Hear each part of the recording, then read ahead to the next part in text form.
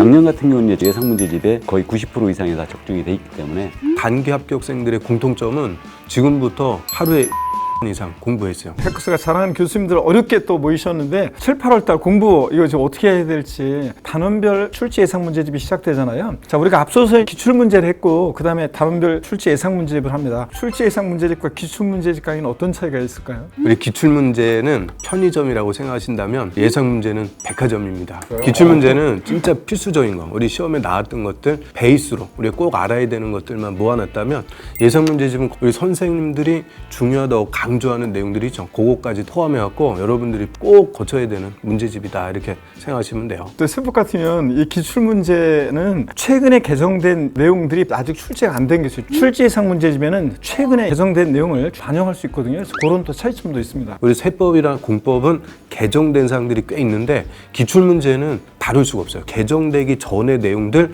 그대로 기출 문제 풀어봤다가는 낭패를 볼 수 있어요.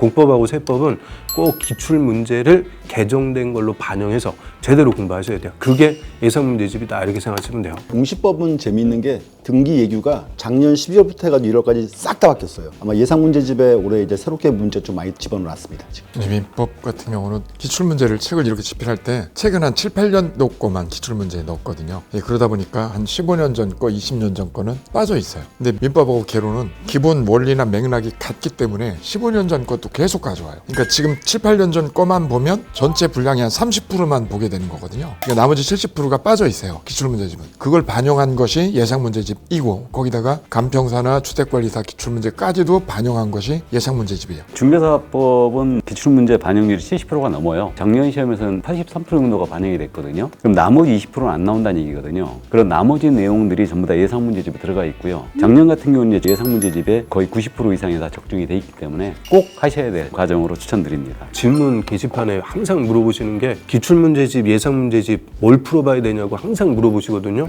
우리 예상문제집에도 기출문제가 거의 똑같이 반영이 돼 있는데 다만 주의하실 거는 우리 시험에서 물어볼 때 기출문제가 똑같이 나오는 경우는 없어요. 기출문제를 변형해서 출제를 합니다. 그러니까 기출문제만 딸딸딸 외웠다고 그 문제 나왔을 때 맞출 수가 없다는 거예요. 변형된 지문을 공부하는 것이 예상문제집이니까 오히려 시험에 확실하게 합격하시려면 예상문제집을 풀어보시는 게 훨씬 더 좋습니다. 자, 지금 이제 공부를 시작한 분들이 있습니다. 열심히만 하면 안 되고 전략적으로 준비를 하시는 게 중요한데 조언을 주셨으면 좋을 것 같습니다. 단기 합격생들의 공통점은 지금부터 하루에 10시간 이상 공부했어요. 밥 먹고 잠자고 싸고 나머지는 다 공부에 전력해갖고 진짜 지금부터는 하루에 10시간 이상 공부하신 분들이 합격해요. 하루 10시간을 내가 할당을 할 수 있다면 6과목을 다 펼쳐가지고 하는 방법이 하나는 몰아가지고 집중적으로 집중학습이죠. 어느 거 추천하시나요? 저 같은 경우는 시험 공부한다 그러면 과목별로 하나씩 각계교표식으로 끝내는 식인데 이게 사람마다 다 다르잖아요. 네. 민법하고 개론 1차를 이렇게 나눌 때 하나만 계속 하기보다는 좀 지겨울 수 있으니까 저는 2개를 섞으라고 그러거든요. 2과목을 한 달 동안 끝내면 다시 2과목을 또 얹어가는 이런 방법인데요. 제비법은 이 4단계 중에서 기본 이론 하나에 집중하는 거야, 딱 하나. 기본 이론이 되면 나머지 핵심 요약이나 기출문제나 예상 문제는 나중에라도 할 수 있어요. 1차 과목은 기본이 안 되면 딱 꽝이다. 민법은 사실 모든 과목의 기초이자 결론이에요, 그냥. 그러니까 처음 시작하는 사람은 민법부터 하셔야 될 것 같고 그래야 이제 2차 과목의 용어들이라는 게 이해가 될 거예요. 일단 1차하고 2차하고 과목의 성격이 달라요. 1차 민법하고 학계로는 이해 위주예요. 이해. 한 4달 중에서 2달 정도는 1차에 좀 신경 써갖고 공부를 하시고 나머지 2달이 이제 2차잖아요. 그 2차는 조금 단순한 게 성격이 있어요. 그러니까 몰라도 애우면 또 맞히는 문제가 있어요. 공법이 2차에서는 가장 내용이 많아요. 솔직히 핵심 요약 강의 들으시고 그 문제를 예상 문제집 풀어보세요. 그리고 우리 공법에 6개 법률이 있거든요. 그 중에서 국토법 첫 번째 법률, 국토법, 건축법, 주택법 얘들이 출제 비중이 제일 커요. 그러니까 요 3개 법률만 확실하게 공부하셔도 꽈락 넘어갑니다. 중개사법도 이제 핵심 요약집으로 하셔야 될 것 같고요. 예상 문제집을 같이 병행하는 것도 나쁘지 않아요. 그리고 반드시 필수적으로 암기해야 될 사항들이 있거든요. 그 부분을 먼저 하시면서 정리해 나가면 충분히 따라올 수 있다고 생각됩니다. 공시는 법이 2개잖아요. 지적법 파트가 12문제가 나오는데 새로운 문제 별로 없어요. 등기는 되게 어려운 과목이에요. 어렵기 때문에 문제를 함부로 못 내요. 핵심 이론 들으시고 출제 예상 문제집을 같이 푸시면 될 것 같아요. 출제 예상 문제집 지문들이 똑같이 나오는 거지 변형되는 게 뭔가 하면 뭐뭐 할 수 있다고 나온 게 뭐뭐 할 수 없다고 나오는 수준이지 막 새롭게 함정파진 않습니다. 민법 말씀드리면 민법의 양이 커요. 가장 이상적인 건 다 보는 거예요. 시간이 모자라니까 이제 두 개를 버리는 거예요. 버리고 계약법하고 물권법 두 개만 하시면 돼요. 그 두 개가 잡히면 민법의 허리가 딱 잡힌 거, 허리가. 뭐 세법 같은 경우에도 일단 처음 시작하는 분은 기본 이론 강의에 조세 총론 취득세 부분을 들으시고 기적의 필기노트라 해서 5, 6월 달에 강의를 들으시고 부장세법이라고 해서 그거 듣고 백선 문제 듣고 이런 식으로 가셔도 됩니다. 세법은 두 장밖에 안 되는 거예요? 그렇지. 두 장이 A4 용지 두 장이 아니라 B4 용지 두 장입니다.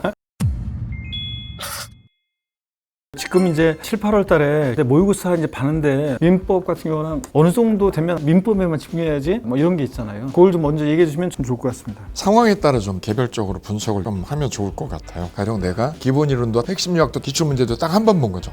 이러면 모의고사 점수가 40점 밑에요. 이럴 때 대안은 뭐냐면 기본 이론을 2번이나 3번을 더 담금질 해주는 게 해법이에요. 거꾸로요. 기본 이론을 내가 3번을 봤어요. 요약 한 번 보고. 근데 기출 문제를 설렁설렁 보고 있어요. 그러니까 미분 점수 안 나와요. 이럴 때는 기출 문제를 2번 정도 돌려주는 거죠. 그 상황에 따라 맞는 전략을 구사하는 게 필요하다는 말씀을 드리겠습니다. 기본 이론 횟수가 저는 굉장히 중요해요. 왜냐면 기본 이론 횟수가 3회가 안 되면 점수를 치고 못 올라가거든요. 다음으로 3번만 돌려주시면 그 점수가 올라갈 거예요. 모의고사는 선생님별로 또 그게 몇 월 달이냐 그거에 따라서 난이도 조정을 하면서 진짜 편차가 많아요. 그러니까 모의고사는 7월 달, 8월 달에 점수가 중요한 게 아니고 백분율을 보시는 게 훨씬 중요해요. 똑같이 문제가 어렵게 나오면 평균 점수는 떨어지잖아요. 문제 자체 난이도에 따라서 점수가 왔다 갔다 하는 거지 지금 여러분들 실력이 모자란다는 게 아니에요. 그러니까 평균 점수가 뭐 예를 들어 60인데 내가 지금 한 55점 맞았어. 그러면 충분한 거예요. 이거는 끝까지 가면 합격할 수 있는 거예요. 그런데 평균 점수가 40점인데 뭐 10점? 그럼 좀 힘들죠.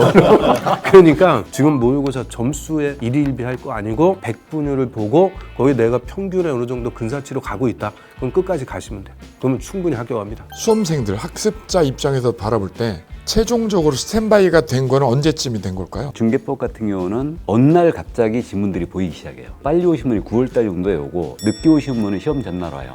저는 개인적으로 7, 8월이라고 생각을 해요. 예상 문제를 좀 다뤄서 이런 문제도 풀어보고 좀 틀리기도 하고 깨지기도 해서 책을 보면 아 이게 이런 의미였어 라는 게 확 들어오거든요. 그때 눈이 확 열리는 거고.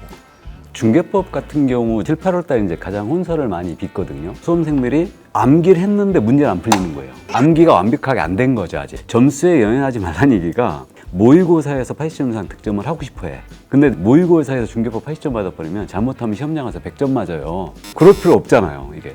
평균을 봤을 때 평균에 근접하거나 약간 넘거나 약간 미달되거나 그러면 충분히 1, 2차 다 가야 된다는 거죠. 2차는 본격적으로 탄력받기 시작하는 9월 이후라는 거죠. 그렇게 믿고 이제 저희들 믿고 따라오시면 충분히 합격할 수 있으니까 2차 포기하지 마시고 꼭 하시기 바랍니다. 7, 8월 달 지금 공부하시는 분들한테 날씨도 덥고 막 힘들잖아요. 이분들께 용기의 응원의 한 말씀씩 우리 양민 교수님부터 한 말씀 부탁드립니다. 예, 저 뒤로 갈수록 우리 선생님들이 보물 같은 오마카세가 곳곳에 있어요. 9, 10월에. 그때 점수가 비약적으로 올라가니까요. 그냥 믿고 따라오시면 돼요. 정말 믿으면 긍정적인 마인드가 되면 결과 내시거든요. 응원합니다. 더운 여름에 지치지 마시고 뚜벅뚜벅 나가다 보면 합격합니다. 2차는 중개법이 있으니까요. 중개법 믿고 따라오시면 됩니다. 화이팅입니다. 자, 우리는 지정만 잡으면 됩니다. 어차피 시험에 누가 붙을지는 아무도 몰라요. 그러니까 걱정하지 마시고 꾸준히 가십시오. 네. 자, 무더운 여름 잘 견뎌내시고 자, 찍어도 합격이다 믿음을 갖고 준비하시면 반드시 여러분들 합격의 결실이 여러분께 있을 겁니다. 자, 여러분들 우리 합격을 위해서 저희들이 기를 마지막으로 모아서 해보겠습니다. 한 번에 합격! 해커스!